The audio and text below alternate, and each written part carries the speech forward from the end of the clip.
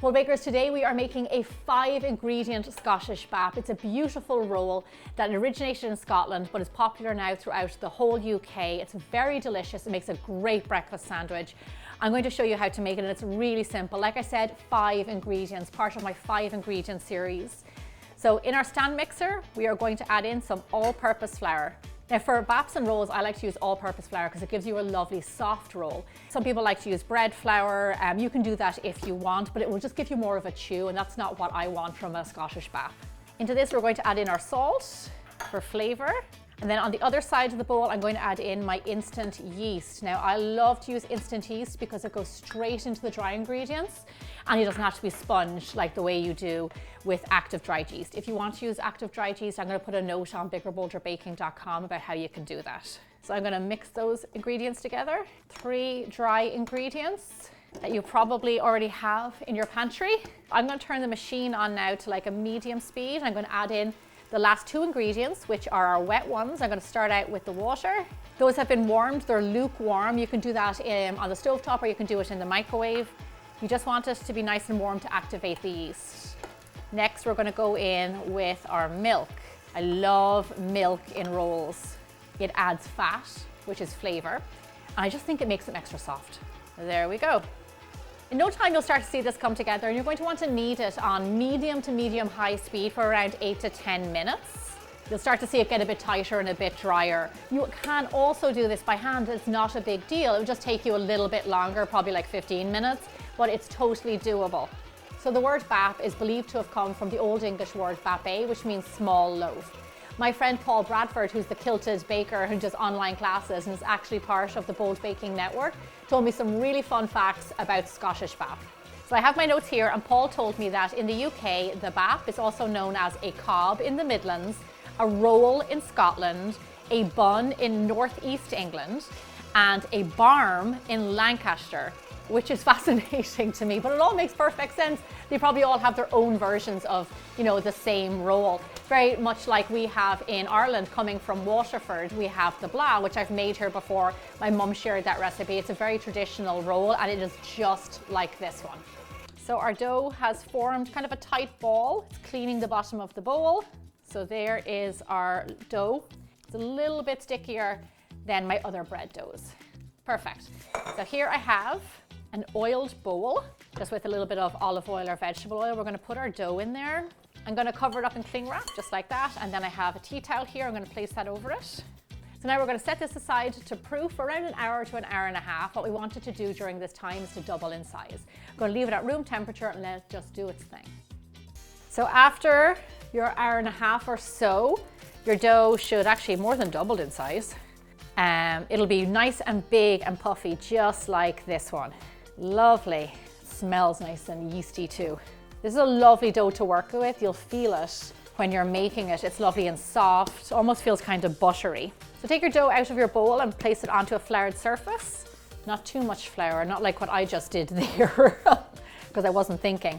A little bit of flour. And we're going to divvy this up into 10 equal baps. Now, if you're like me, you want to make sure they're exactly perfect. You want them to be around 75 grams per roll, which is just a little more than 2.5 ounces. But if you do not have a kitchen scale and you're not too worried about doing that, then just go for it. 10 rolls is what we're looking for. So that's perfect. These are roughly the same size. Now what we want to do is roll it into a roll. Not too much flour on our surface. Push the dough into your countertop, smooth it out. You get no crease on the bottom and you have a lovely smooth top. Then onto your baking tray. Next dough, same thing. Push it into the countertop. You end up with no creases on the bottom and a nice smooth top. The less flour you have on your surface for this part, the better. It'll make life so much easier. So I decided that 2025 was going to be a big year for Bigger Bolder Baking. We've been around for 11 years now. And we came up with some new series that have been really fun, which is 5-ingredient recipes, just like this one, but then also $5 recipes. And it's making, a recipe that's normally really expensive, like a gourmet pizza or a $55 birthday cake, and making it for around $5. It's really fun. You learn a lot. They're all brand new recipes. And I have new bold baking basics like how to make homemade Nutella, how to make homemade creme fraiche, also how to turn milk and butter into whipped cream, which is going to blow your mind. and so many recipes coming up. So make sure that if you haven't already, hit that subscribe button so you get notified every time I release a video. So there's our rolls now on a tray. We're going to cover our rolls gently in cling wrap, not too tight so they can proof. And then I have my tea towel here ready to go.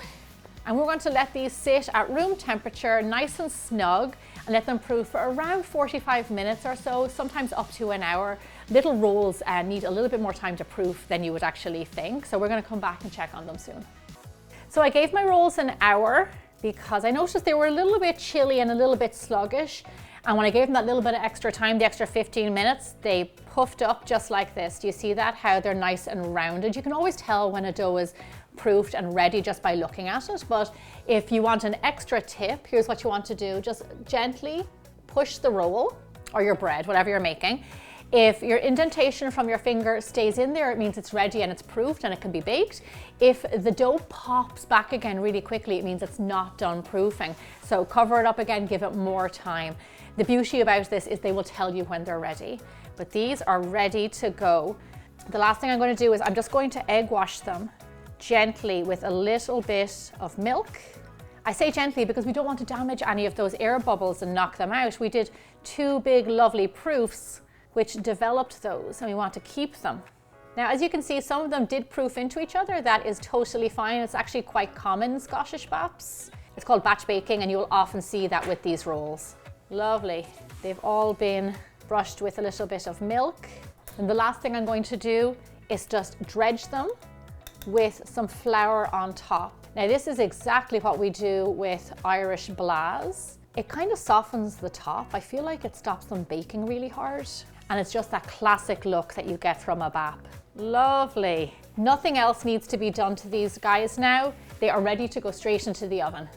Bake your baps at 400 degrees Fahrenheit, 200 degrees Celsius for roughly 15 to 20 minutes. They don't take that long, and we don't want them to get too hard because they're lovely and soft.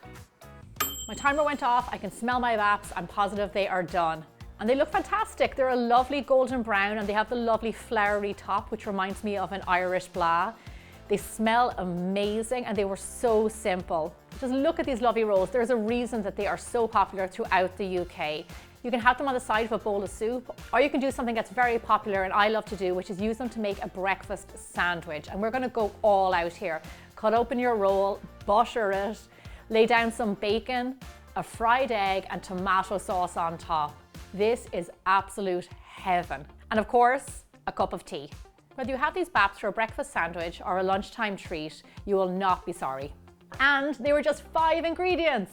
Thank you so much for watching. If you're in the mood for more baking videos, then stick around. I've got hundreds of them for you to check out. I'll see you back here again really soon.